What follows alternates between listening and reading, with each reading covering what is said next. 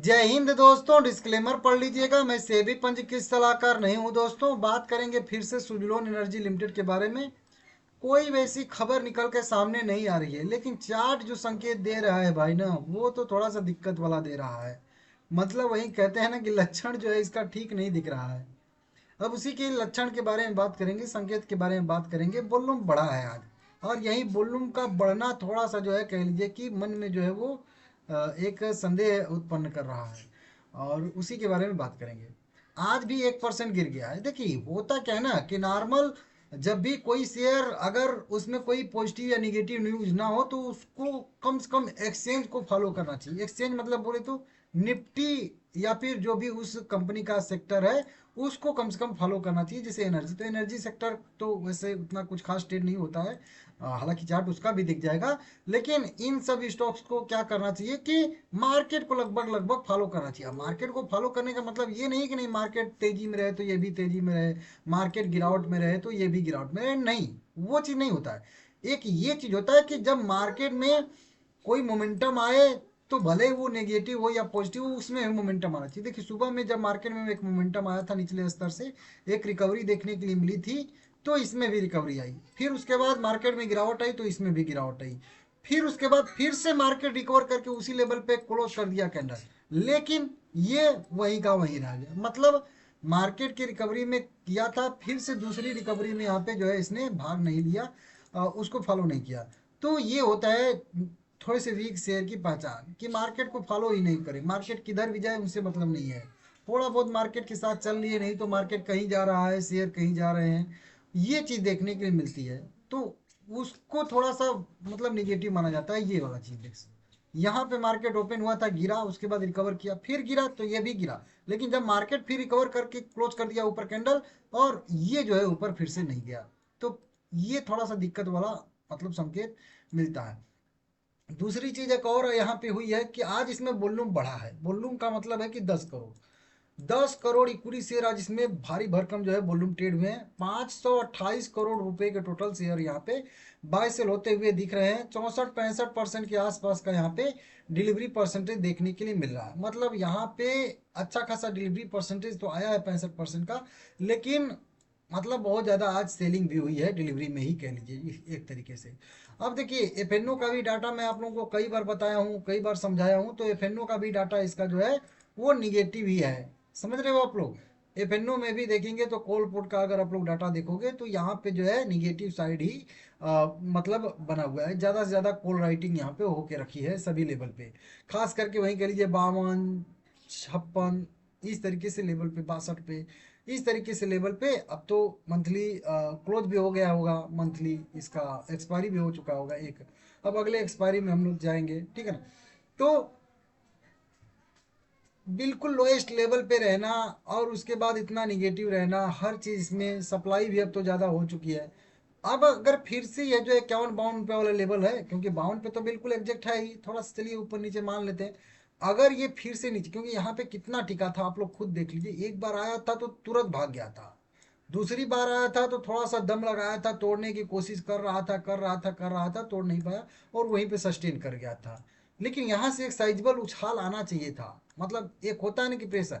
देखिए पहली बार आया तो यहाँ पे बहुत सारे लोग इंतजार कर रहे थे बाई करने के लिए, एकदम बिल्कुल सपोर्ट पे आया, तुरंत ही बाइंग आई और ऊपर चला गया। फिर दूसरी बार सेलर जो है यहाँ पे अपनी सेलिंग करते हैं और उसी लेवल पे लाते हैं। बायर पूरी कोशिश कर रहा है, कई दिन से, कई कह लीजिए एक आध महीने से कोशिश कर रहा है कि यहाँ से शेयर को ऊपर लेके जाए।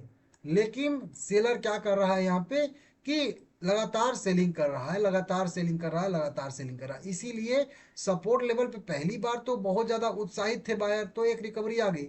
दूसरी बार जो है वो उत्साह जो है कम हो गया, क्योंकि इतनी ज़्यादा सप्लाई थी कि बायर मतलब कर नहीं पाए। अगर आप लोग सीधा सीधा अगर लॉजिक पढ़ते हो तो, लॉजिक में जो बता रहा हूँ, तो यहाँ से कम एक उछाल कम से कम 56 रुपये तक या उसके ऊपर तक एक आना चाहिए, ताकि पता चले कि हाँ यहाँ पे भी बायर में अभी दम है।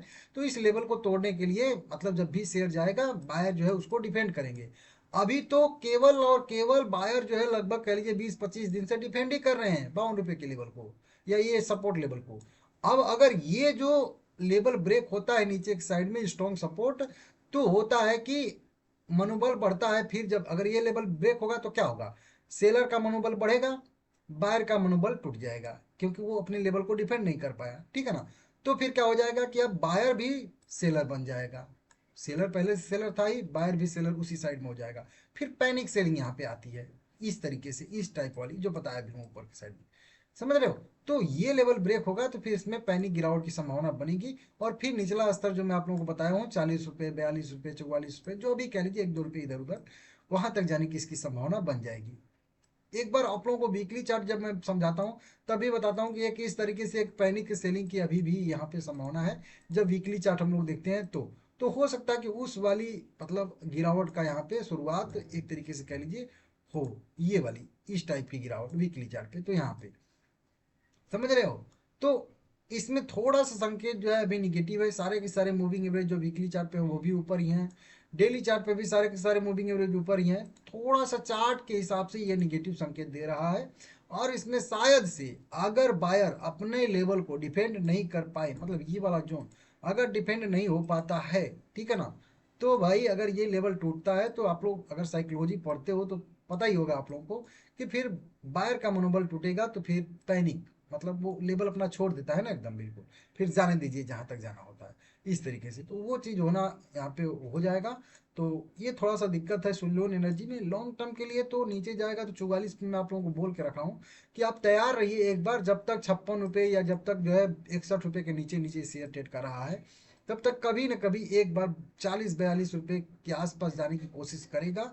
और जब वो जाएगा तो वो लॉन्ग टर्म के लिए एंट्री के लिए सबसे परफेक्ट लेवल रहेगा, हालांकि परफेक्ट लेवल तो यह भी है, लेकिन यहाँ से रिकवरी आए तब ना, ठीक है ना, क्योंकि अच्छे खासे वैल्यूएशन पे भी है, 22 के पी पे अब क्या लोगे, समझ रहे हो, तो अच्छा खासा है, लेकिन शेयर मोमेंटम नहीं आ पा रहा है, तो थोड़ा सा दिक्कत है, थोड़ा सा भी मार्केट गिर रहा है तो ये ज़्यादा गिर जा रहा है, मार्केट रिकवर कर भी रहा है तो उतना ज़्यादा रिकवर कर नहीं पा रहा है, तो ये सारी की सारी निगेटिव जो है शेयर या कह लीजिए थोड़े से वीक शेयर की पहचान होती हैं। तो मुझे लग रहा है कि अब यहाँ पे एक जो है सेलिंग फिर से आएगी, क्योंकि एक स्टेप की सेलिंग इसमें इस तरीके से होती है, मैं कई बार बताया हूँ। अब एक स्टेप की सेलिंग के बाद हमेशा इसमें एक पुल बैक आ जाता है, साइजेबल पुल बैक देखे होंगे आप लोग, यहाँ पे देखिए एक गिरावट आई थी पुल बैक, एक गिरावट आई पुल बैक, एक गिरावट आई पुल बैक, एक गिरावट आई पुल बैक, मतलब हमेशा आ जाता है, लेकिन इसी बार नहीं आया है।